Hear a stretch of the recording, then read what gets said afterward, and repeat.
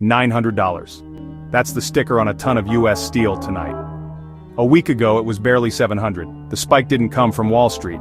It came from one pen stroke on June 4th when President Trump doubled steel and aluminum tariffs to a crushing 50%. Within hours, Canada's mills, America's closest metal lifeline, froze almost every outbound rail car. Detroit's assembly lines felt the shock first. Presses silent, robots stalled, night shift paychecks on hold. Meanwhile, across the border, Hamilton's blast furnaces roared back to life, lighting the skyline like a wartime foundry. Mark Carney fired the next shot, calling Washington's move an own goal of historic scale and slamming the trade door shut. June 4th, 2025, dawn in Washington. The proclamation hit the Federal Register before commuters hit the Beltway. By lunchtime, steel headed for American docks carried a brand new 50% duty, double the 2018 rate. The panic showed up first in the futures.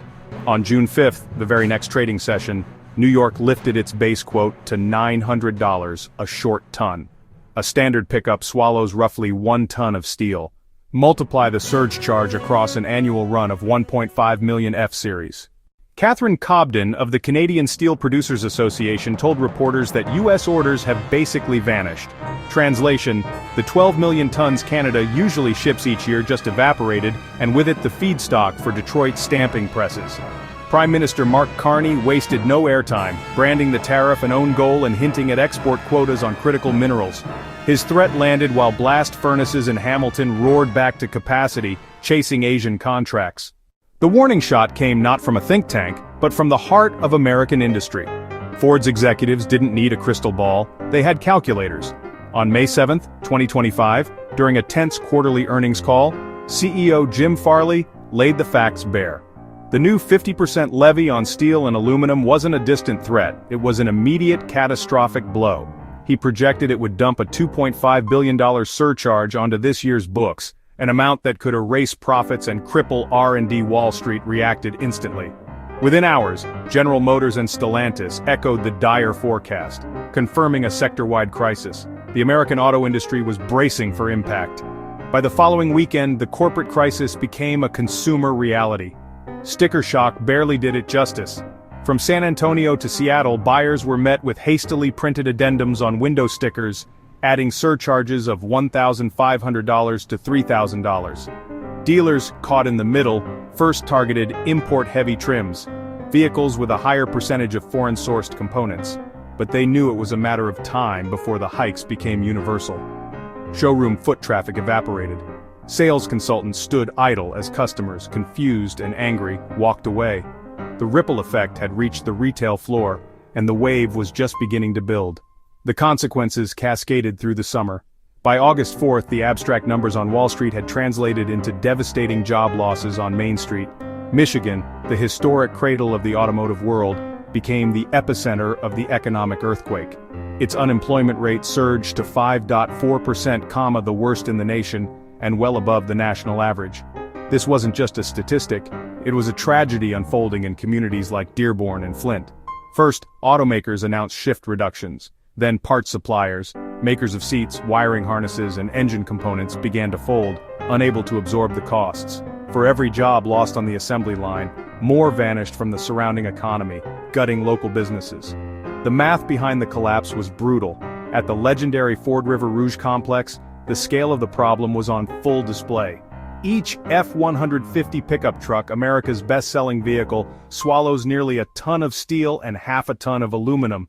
With the tariff, the price of that steel skyrocketed.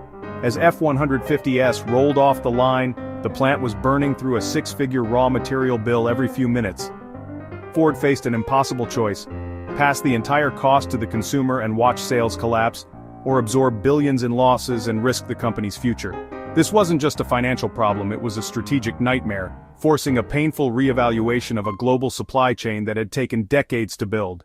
For many, Donald Trump's 2018 steel tariffs were a declaration of a trade war, but for strategic minds like Mark Carney, they were a starter pistol.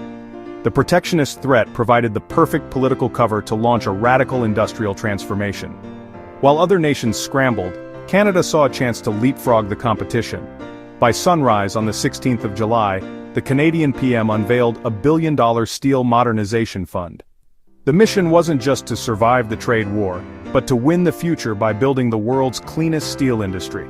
The cash is earmarked to fundamentally re-engineer the heart of Canadian steelmaking. The plan is to rip out the industry's century-old coal-belching blast furnaces across Ontario's mill belt. In their place will rise a new generation of technology, state-of-the-art electric arc furnaces. These EAFs don't burn coal, they melt recycled scrap steel using massive amounts of electricity. The fund also looks further ahead, seeding development into using green hydrogen as a reductant, a holy grail technology that promises to eliminate carbon emissions from the process entirely. But this entire green steel gambit hinges on one critical pre-existing advantage. An electric furnace is only as clean as the electricity that powers it, and this is where Canada's bet pays off. The math works only because Ontario's power grid is one of the cleanest in the industrialized world, already 93% emissions-free.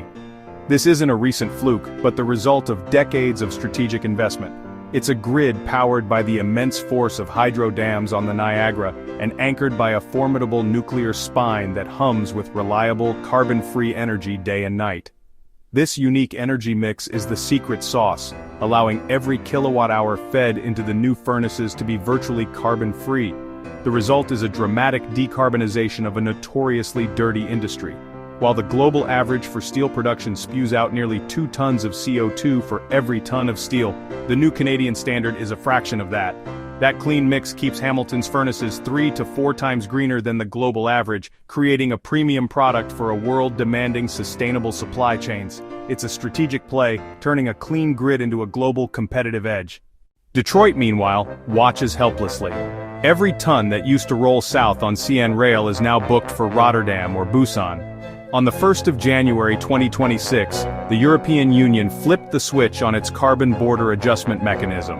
On July 22, Alberta, Saskatchewan, and Ontario signed a fresh memo.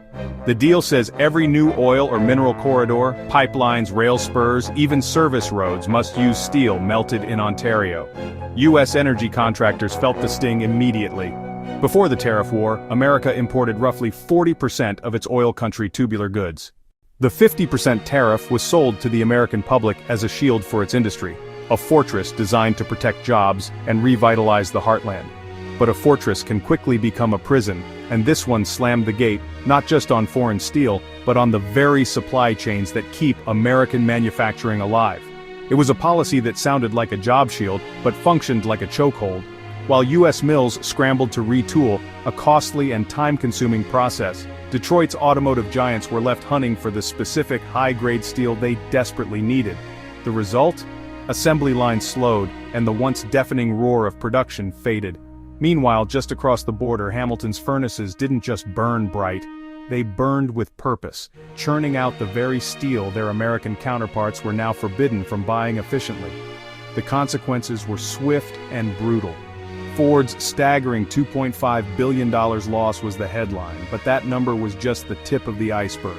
It represented a shockwave that rippled through the entire economy, signaling delayed projects, scaled back production, and a chilling effect on future investment.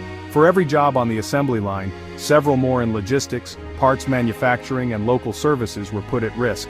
Michigan, once the proud engine of American prosperity, saw its star employment badge tarnish as layoff notices became the new normal, and the pain wasn't contained. Allies like Canada hit back with retaliatory tariffs on American goods, turning a domestic shield into a multi-front economic skirmish. Back in Washington, the debate raged, trapped in a loop of blame and political posturing. One side decried unfair global competition, demanding an even higher wall. The other warned of self-inflicted wounds. But while Congress was still arguing over who lit the fuse, the world wasn't waiting. Across the border, Canada was reinventing steel itself, investing billions into decarbonization and pioneering green hydrogen to produce what the world now demands: zero-carbon steel.